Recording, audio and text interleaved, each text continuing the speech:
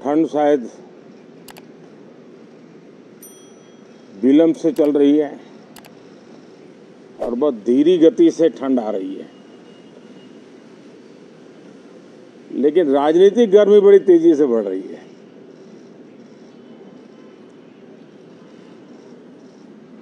कल ही 4 राज्यों के चुनाव नतीजे आए हैं। बहुत ही उत्साहवर्धक परिणाम है। ये उनके लिए उत्साहवर्धक है जो देश के सामान्य मानवी के कल्याण के लिए कमिटेड है, जो देश के उज्जवल भविष्य के लिए समर्पित है,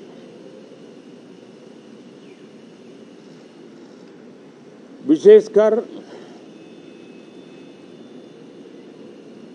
सभी समाजों की, सभी समूहों की, शहर और गांव की महिलाएं, सभी समाज के, सभी समूह के, गांव और शहर के युवा, हर समुदाय के, समाज के किसान और मेरे देश के गरीब, ये 4 ऐसी महत्वपूर्ण जातियां हैं जिनका एम्पावरमेंट, उनके भविष्य को सुनिश्चित करने वाली ठोस योजनाएं और लास्ट माइल डिलीवरी,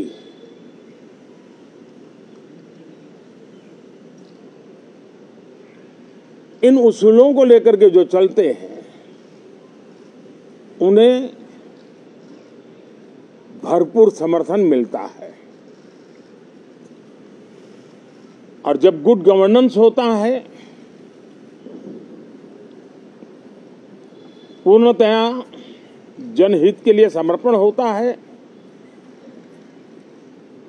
तो एंटी इनकम्बेंसी ये शब्द इरेलेवेंट हो जाता है। और हम लगातार ये देख रहे हैं, कोई इसको प्रो इनकम्बेंसी कहे, कोई इसे गुड गवर्नेंस कहे, कोई इसे ट्रांसपेरेंसी कहे, कोई उसे राष्ट्रहित की, जनहित की ठोस योजनाएं कहें, लेकिन ये लगातार अनुभव आ रहा है।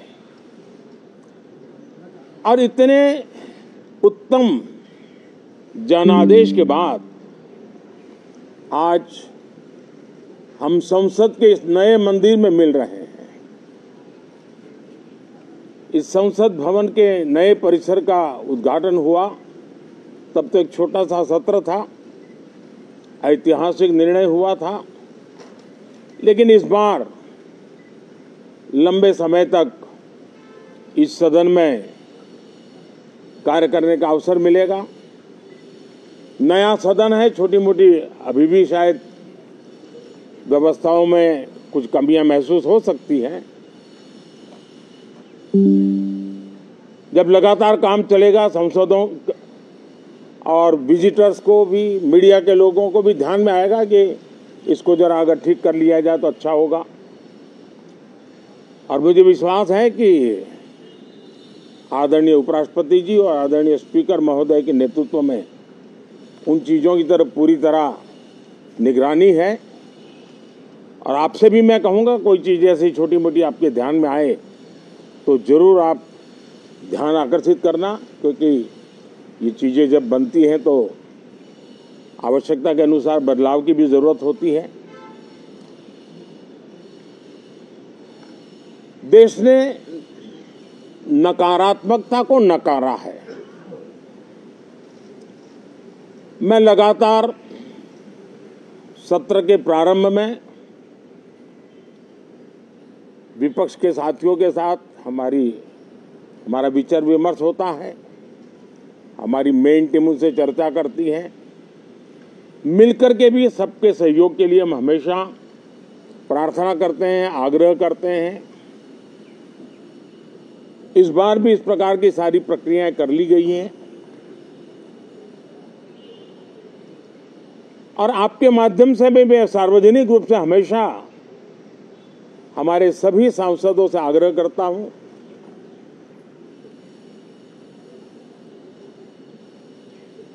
लोकतंत्र का ये मंदिर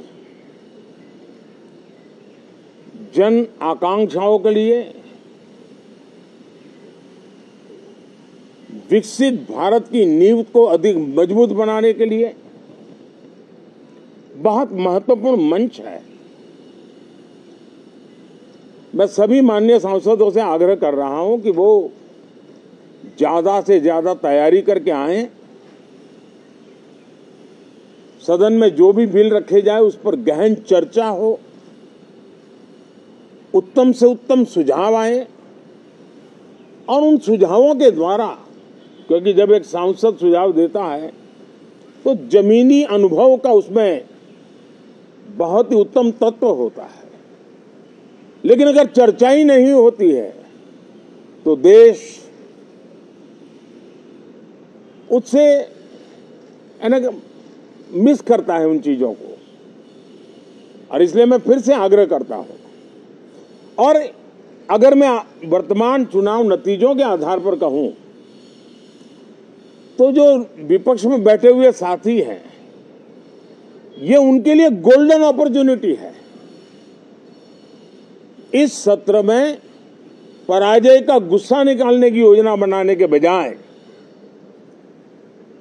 इस पराजय में से सीख करके पिछले 9 साल से चलाई गई नकारात्मकता की प्रवृत्ति को छोड़ करके इस सत्र में अगर सकारात्मकता के साथ आगे बढ़ेंगे तो देश उनके तरफ देखने का दृष्टिकोण बदलेगा, उनके लिए एक नया द्वार खुल सकता है। और वो विपक्ष में है तो भी उनको एक अच्छी एडवाइस दे रहा हूं कि आइए सकारात्मक विचार लेकर के आइए। अगर हम 10 कदम चलते तो आप 12 कदम करके फैसला लेकर के आइए। हर किसी का भविष्य उज्जवल है, निराश होने की जरूरत नहीं है, लेकिन कृपा करके बाहर के पराजय का गुस्सा सदन में मत उतारना। हताशा निराशा होगी, आपके साथियों को आपका दम दिखाने के लिए कुछ न कुछ करना भी पड़ेगा, लेकिन कम से कम लोकतंत्र के इस मंदिर को वो मंच मत बनाइए। और अभी भी मैं कहता हूं, मैं मेरे लंबे अनुभव के आधार पर कहता हूं कि थोड़ा सा अपना रुख बदलिए, विरोध के लिए विरोध का तरीका छोड़िए, देश हित में सकारात्मक चीजों का साथ दीजिए, अच्छी उसमें जो कमियां हो उसकी डिबेट कीजिए। आप देखिए देश के मन में आज जो ऐसी कुछ बातों पर नफरत पैदा हो रही है, हो सकता है वो मोहब्बत में बदल जाए, तो मौका है, ये मौका जाने मत दीजिए। और इसलिए हर बार मैं करबद्ध प्रार्थना करता रहा हूं कि सदन में सहयोग दीजिए। आज मैं राजनीतिक दृष्टिकोण से भी कहना चाहता हूं कि आपका भी भला इसमें है कि आप देश को सकारात्मकता का संदेश दें, आपकी छवि नफरत की और नकारात्मकता की बने, वो लोकतंत्र के लिए अच्छा नहीं है। लोकतंत्र में विपक्ष भी इतना ही महत्वपूर्ण है, उतना ही मूल्यवान है और उतना ही सामर्थ्यवान भी होना चाहिए। और लोकतंत्र की भलाई के लिए मैं फिर से एक बार अपनी ये भावना को प्रकट करता हूं। 2047 अब देश विकसित होने के लक्ष्य में लंबा इंतजार करना नहीं चाहता। समाज के हर वर्ग में यह भाव पैदा हुआ है कि बस आगे बढ़ना है। इस भावना को हमारे सभी माननीय सांसद आदर करते हुए सदन को उस मजबूती से आगे बढ़ाएं, यही मेरी उनसे प्रार्थना है। आप सबको भी साथियों मेरी बहुत बहुत शुभकामनाएं हैं। बहुत बहुत धन्यवाद।